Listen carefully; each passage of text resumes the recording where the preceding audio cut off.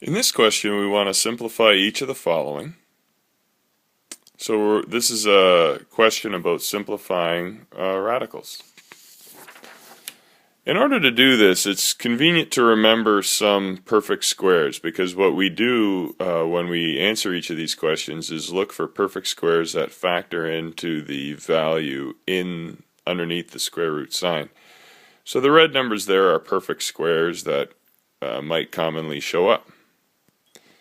So we look at the first question here, the square root of 150.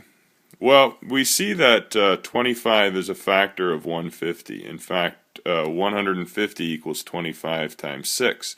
So from the laws of exponents, we know that root 150 equals root 25 root 6. But we know what the root of 25 is, it's 5. So root 150 is really 5 root 6. And now we have minimized the irrational portion. The next question on our list is 6 root 3 minus the square root of 48. Well, we see from our question here that the square root of 48 can really be expressed as the square root of 16 times the square root of 3.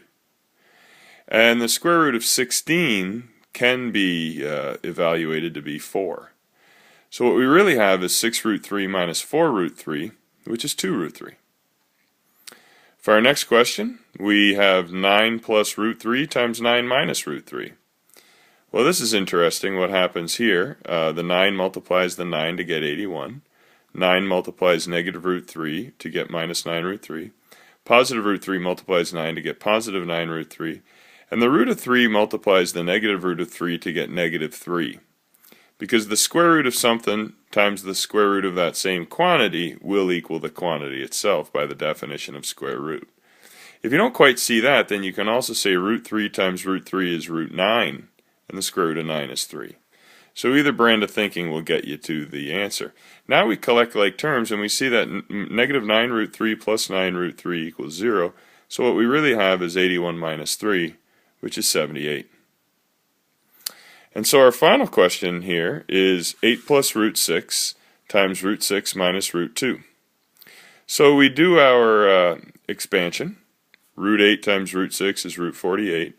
Root 8 times root 2 is negative root 2 is negative root 16. Root 6 times root 6 is 6. And root 6 times negative root 2 is negative root 12. We can then simplify root 48 to become root 16 root 3. We know that the square root of 16 is 4, and we know that the square root of 12 is root 4 root 3. So what we then have is 4 root 3 minus 4 plus 6 minus 2 root 3. And then we can collect like terms. And what we end up with is 2 plus 2 root 3. And in each one of these cases, what we've done is minimize the irrational factor. And in this case, we actually eliminated it altogether.